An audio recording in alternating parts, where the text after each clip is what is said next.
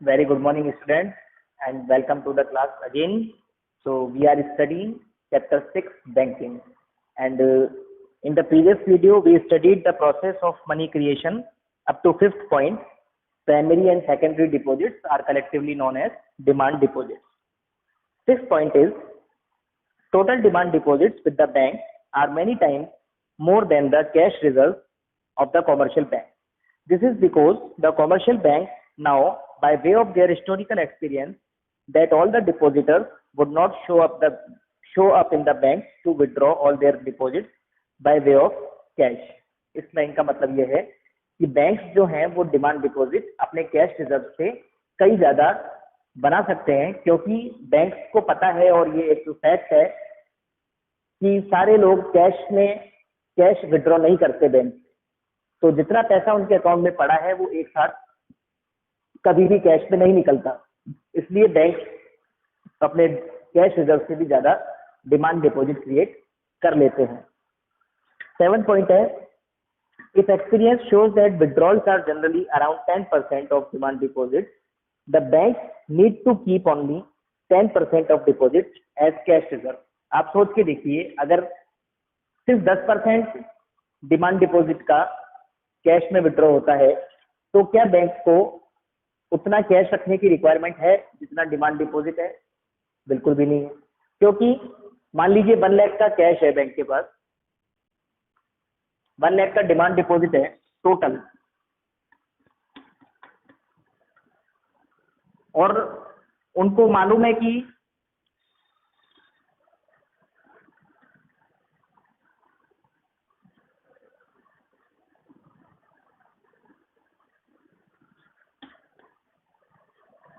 उनको सिर्फ 10% लोग उनके पास कैश विड्रॉ करने आते हैं। तो अपन इसका अगर 10% निकाल लें तो हम ये कह सकते हैं कि बैंक अगर 10,000 का कैश रखे तो वो 1 लाख का डिमांड डिपॉजिट मेंटेन कर सकता है। So it totally depends on the cash reserve requirement of the bank, because it depends on the habit of the people. It is just an example that if 10% people are withdrawing money in cash only, then banks need not to prepare more balance of cash. Only 10% cash is enough if 10% people are only withdrawing the cash. So just try to understand. This is very important point. I am telling it in reverse. If cash reserve is 10,000 and the cash reserve requirement is 10%, then banks can manage 1 lakh DD. Are you getting?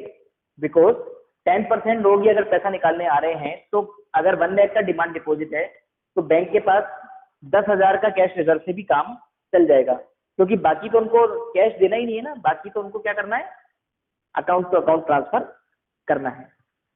सो इसी पर अपना पूरा ये process based है। अगर 10,000 cash reserve है तो bank 1 lakh का डिमांड डिपॉजिट क्रिएट कर सकते हैं इफ रिजर्व रिक्वायरमेंट इज 10%। ये इंपॉर्टेंट है बहुत, इसको CRR कहते हैं पर शॉर्ट में। और इसी से फॉर्मूला भी बना है कि बैंक्स मैक्सिमम डिमांड डिपॉजिट कितना क्रिएट कर सकते हैं। बैंक्स जो हैं वो मैक्सिमम डिमांड डिपॉजिट कितना क्रिएट कर सकते हैं, वो 2 चीजों पे डिपेंड करता है। एक तो बैंक के पास कितना कैश है, कितना कैश है, balance,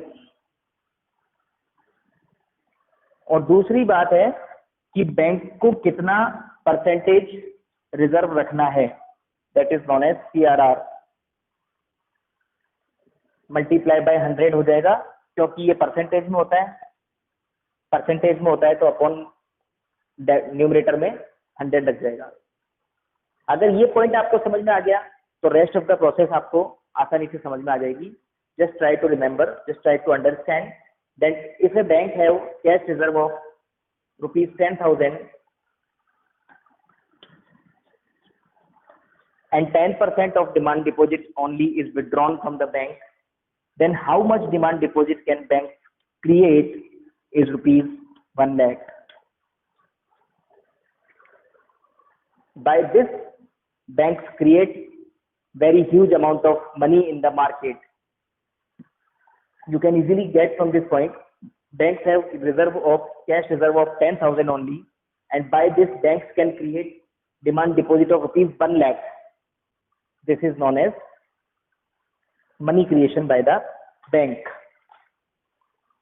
8th point is all demand deposits held by the people serve as money supply in the economy. जितना भी डिमांड डिपॉजिट होता है सबको अपन मनी सप्लाई का पार्ट मानते हैं, just like cash held by the people. 9th point is demand deposit serving as money supply is called bank money. ये जो डिमांड डिपॉजिट होते हैं इनको अपन बैंक मनी कहते हैं. ठीक है. This is money created by the bank because this is circulating in the system not in the form of cash but in the form of check issued by the bank to the holders of demand deposit. क्योंकि ये cash form में नहीं, check के form में इधर से उधर transfer होता है. Now we are going to study the illustration of credit creation by commercial bank. A numerical illustration is given to us in which we have two assumptions. First assumption is that there is single banking system in the economy and initially the banks receive deposit of rupees 1000. Bank के पास अभी जो cash है वो कितना है 1000. हमें क्या मानना है कि बैंक के पास कैश कितना है 1000 और ओनली वन बैंकिंग सिस्टम है कंट्री के अंदर. Second point is CRR is equal to 10% and it does not change. CRR 10% है और उसको हम ये मानेंगे कि वो चेंज नहीं होगा. CRR मैंने बताया भी आपको कैश रिजर्व रेशियो कहते हैं वैसे इसको. अभी आप मान के चलिए this is cash reserve requirement. और ये भी मैंने आपको बताया था कि CRR का मतलब क्या है. इसका मतलब ये है कि टोटल डिमांड डिपॉजिट का इतना % हमें कैश में रखना पड़ता है जिससे कि जो कैश निकालने आते हैं बैंक से उनका काम चल सके. So it is also assumed 10%. These are not the perfect figures. These may change from bank to bank. We are only taking an example to understand.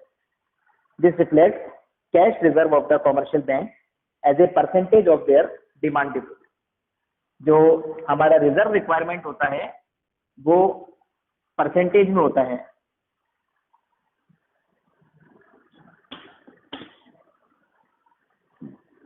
वो हमने क्या एज्यूम करा है 10% ऑफ डिमांड डिपॉजिट. अब ये हमें पूरी प्रोसेस समझाएगा कि कैसे 1000 से 10,000 का डिमांड डिपॉजिट बैंक क्रिएट करती है. 1 बाय 1 स्टेप में हमको समझाएगा. वैसे शॉर्ट में मैंने आपको बता दिया formula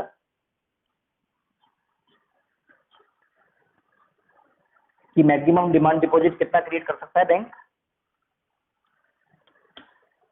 cash reserve upon CRR into 100. तो अपने इस एग्जांपल में बैंक कितना डिमांड डिपॉजिट क्रिएट कर पाएंगे 10,000 का. कैसे अब समझो. Table 1 shows how the system would work for the creation of money. There are many rounds. For example, in the first round banks have deposit of rupees 1000. Bank के पास शुरू में 1000 रुपए का डिपॉजिट आया. अब बैंक को पता है कि 10% तो उनको कैश में चाहिए, तो बैंक क्या सोचेंगे कि इसमें से हमको 10% रिजर्व रिक्वायरमेंट है तो हम 100 रुपए बचा लेंगे और बाकी का 900 रुपए बैंक क्या करेगी लोन दे देगी in the form of demand deposit. Loan किस फॉर्म में देती है बैंक डिमांड डिपॉजिट के फॉर्म में. ठीक है. मगर जो बैंक लोन देगी वो डिमांड डिपॉजिट के फॉर्म में देगी और उससे बैंक का कैश कम नहीं होगा. तो अब बैंक के पास कितना कैश बचेगा सेकंड राउंड में. ये अलग अलग राउंड हैं. 900 रुपीज कैश बैंक के पास बच जाएगा. अब बैंक क्या सोचेगी कि हमें 10% ही रिजर्व की रिक्वायरमेंट है तो इसका 10% होता है 90. तो अब बैंक 810 रुपीज का लोन दे सकती है. ऐसे ही ये कंटिन्यू चलेगा. थर्ड राउंड में ये पैसा हो गया बैंक के पास 810. समझ में आ रहा है आप लोगों को. ये तो डिमांड डिपॉजिट है. 1000 रुपए थे उसमें से 100 रुपए रिजर्व के लिए बचा लिए कि लोग निकालने आ सकते हैं. तो फिर बैंक के पास बचे 900. अब बैंक के पास जब 900 ये तो लोन है. अब इसमें से 100 गए तो बैंक के पास 900 बचे. 900 में से भी बैंक क्या सोचेगा क्योंकि बैंक के पास एडिशनल डिमांड डिपॉजिट क्रिएट हो गया 900 का, तो इसका 10% लोग बाग कभी भी निकाल सकते हैं। तो अब बैंक सोचेगा कि इस 900 रुपए में से मेरे को 90 रुपीज रखने पड़ेंगे और 810 रुपीज बैंक लोन दे सकता है फिर से, मगर लोन किस फॉर्म में देगा? डिमांड डिपॉजिट के फॉर्म में। तो अब ये नया डिमांड डिपॉजिट क्रिएट हो जाएगा 810। अब बैंक को इस 810 का भी 10% बचा के रखना पड़ेगा अगले राउंड में। बैंक के पास अभी कैश कितना है? 1000 माइनस 100 900, 900 माइनस 90 810। इसका 10% बैंक को रखना पड़ेगा 81 रुपीज। समझ रहे हो? तो अब बैंक कितना लोन दे सकता है? 729। ऐसे ही ये प्रोसेस आगे बढ़ती रहेगी। अब बैंक के पास मान लीजिए कितने रुपए बचेंगे? 729। अब बैंक को कितना इसका 10% और रिजर्व रखना पड़ेगा? 72.9। और इसको माइनस करके देख लो 729 में से 72.9 को, तो अब बैंक जो है वो 656.10 रुपीज लोन दे सकता है। ऐसे ही प्रोसेस चलती रहेगी और एंड में बैंक कितना लोन क्रिएट कर पाएगी? अपने पास फॉर्मूला है 10,000 का। इसको बोलते हैं मनी क्रिएशन और credit creation process by bank. अब जो मैंने अभी आपको समझाया वो मैं 1 बाय 1 पॉइंट वाइज रीड कर रहा हूं, आपको उससे और अच्छा समझ में आ जाएगा। In the first round bank receive deposit of rupees 1000। Bank के पास डिपॉजिट कितना आया? 1000। ये डिमांड डिपॉजिट भी है और अभी कैश भी इतना ही है बैंक के पास, ठीक है। अब बैंक को क्या करना पड़ेगा? The cash reserve to tackle the liability of 1000 is equal to rupees 100 because the cash reserve ratio is equal to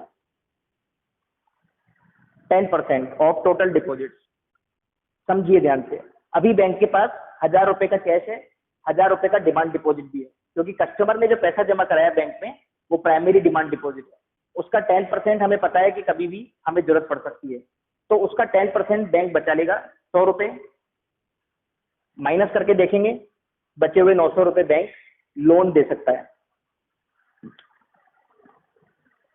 so implying that banks have cash reserves is equal to 1000 minus 100 is equal to 900, which they can use for the purpose of lending. Understand? Now when these excess reserves are loaned out, loan दे दिया, deposits of the bank are raised by rupees 900. Try to remember 1000 का तो primary deposit पहले ही था bank के पास, अब 900 का demand deposit और create कर लिया बैंक ने लोन देकर। The bank need to hold cash reserve as 10% of 900। अब सेकेंड राउंड पर आ गया ये 900 का 10% कैश रिजर्व बैंक को फिर से बचाना पड़ेगा। Now excess reserve of the bank is 900 minus 90। 900 तो पहले से ही बचा हुआ था, 100 रुपए बचा लिए थे पहले, उसमें से भी अब 90 और बचाना पड़ेगा। तो अब सेकेंड राउंड में बैंक 810 रुपीज का लोन दे सकता है। Now excess reserve of 900 minus 90 rupees 810 which can be loaned, bank loan में दे सकता है। This process continues till total demand deposits are rupees 10,000 and cash reserves are rupees 1000। As I told you here, जब ये सिलसिला जब तक चलता रहेगा जब तक कि बैंक के पास टोटल रिजर्व 1000 रुपए नहीं बन जाता और बैंक के पास मैक्सिमम डिमांड डिपॉजिट 10,000 नहीं बन जाता। समझने की कोशिश करिएगा, बैंक के पास कैश है 1000 रुपए, तो मैंने आपको पहले भी समझाया कि अगर बैंक को 10% रिजर्व की रिक्वायरमेंट रहती है, डिमांड डिपॉजिट का 10% अपने पास कैश में रखना पड़ता है, तो वो 1000 रुपए से 10,000 रुपए तक का मैक्सिमम डिमांड डिपॉजिट क्रिएट कर सकता है। तो ये जो प्रोसेस है ये कब तक चलती रहेगी? जब तक कि डिमांड डिपॉजिट पूरे 10,000 नहीं हो जाते। Clear? Thus, if cash reserve ratio is equal to 10%, initial deposits of rupees 1000 allows the bank to create demand deposit up to rupees 10,000, so that demand deposit is equal to 1 upon CRR into cash reserve, that is 1 upon 10% into 1000, which is done here. maximum demand deposit a bank can create is equal to 10,000. Summing up, we can say that money creation by the commercial bank depends on two principal factors as under. So, as I have already told you, two principal factors are there. First is cash reserve and second is cash reserve requirement. इसकी मदद से हम पता कर सकते हैं कि bank कितना लोन दे सकता है, फाइनली कितना मनी क्रिएट कर सकता है मार्केट में. Cash balance with commercial bank which they can use as cushion money which is known as emergency fund. Caution तो वैसे तकिए को बोलते हैं, क्यूशन मनी मतलब उन्होंने इमरजेंसी में उसको बचा के रख रखा है. For the creation of credit, higher these cash balances greater the money creation capacity of the commercial bank. Remember this point. जितना कैश बैलेंस ज्यादा होगा, आप जितने जीरो यहाँ बढ़ाते जाओगे उतने ही जीरो यहाँ भी बढ़ते जाएंगे. आप इसको 1 लाख कर दोगे तो ये 10 लाख हो जाएगा. आप इसको 10 लाख कर दोगे तो ये 1 करोड़ हो जाएगा. तो जितना ज्यादा बैंक के पास कैश रिजर्व होगा, इस बात को याद रखना, जितना ज्यादा बैंक के पास कैश होगा उतना ही ज्यादा वो मार्केट में क्रेडिट क्रिएट कर सकती है. तो अगर क्रेडिट को कंट्रोल करना है तो हमें बैंक के पास कैश को भी कंट्रोल करना पड़ेगा, याद रखना इस बात को. सेकंड है सीआरआर, रिजर्व रिक्वायरमेंट. ये जो रिजर्व रिक्वायरमेंट है, अभी तक हमने ये पढ़ा कि इतना कैश बैंक को रखना पड़ता है. एक्चुअली ये जो रिजर्व रिक्वायरमेंट है ये आरबीआई भी डिसाइड करती है. आरबीआई भी कमर्शियल बैंक को एक सर्टेन परसेंटेज देती है जिसको कैश रिजर्व रेशियो ही कहते हैं. उसका मतलब होता है कि इतना परसेंट आरबीआई के पास जमा कराना पड़ेगा. तो ये भी बैंक को कंट्रोल करने के लिए बहुत इंपॉर्टेंट होता है. कैसे, आप सोचो, अपना एग्जांपल था, हमने 1000 से 10,000 का डिमांड डिपॉजिट बनाया था. अगर मैं यहाँ रेट को बढ़ा दूं, 20% कर दूं, तो क्या 10,000 आएगा? नहीं. तो फिर अपन 5,000 का ही डिमांड डिपॉजिट क्रिएट कर पाएंगे. तो ये रिवर्स है. अगर सीआरआर बढ़ेगा तो क्रेडिट क्रिएशन कम होएगा. अगर हमारे पास कैश ज्यादा होगा तो क्रेडिट क्रिएशन भी ज्यादा होगा. दोनों अलग अलग पॉइंट है, ठीक है. So higher the CRR, lower the capacity to create money. Remember these 2 points are very important. Besides the CRR, cash which the commercial bank ought to keep, अपने पास रखना चाहते हैं, the banks may hold excess reserves as vault cash. Higher the vault cash, lower would be the capacity to create money. vault cash अलग चीज है. vault cash वो है जो बैंक खुद के पास रखना चाहता है तिजोरी में, उसको बैंक खर्च नहीं करना चाहता. ये जो कैश रिजर्व है ये अलग चीज थी. तो vault cash रखेगी अगर बैंक ज्यादा तो उससे ये चीज कम हो जाएगी. ये वो कैश रिजर्व है जो बैंक खर्च करना चाहता है एक तरीके से. वॉल्ट कैश अलग चीज है. वॉल्ट कैश वो चीज है जो बैंक बचा के रखना चाहता है. तो अगर वॉल्ट कैश अगर बैंक ज्यादा रखना चाहेगा तो भी क्रेडिट क्रिएशन कम होएगा. Okay, it's enough for today. You have to prepare notes and also you have to do all the question answer which are unsolved. I am from this chapter, I am not giving any question. You have to look yourself in the exercise and the questions which I have taught, you have to do it in the notebook. Also, you have to prepare notes. How you will manage, it's up to you. No cheating will be allowed. All of the questions you have to do, and also you have to prepare notes. Okay? Have a good day. Thank you.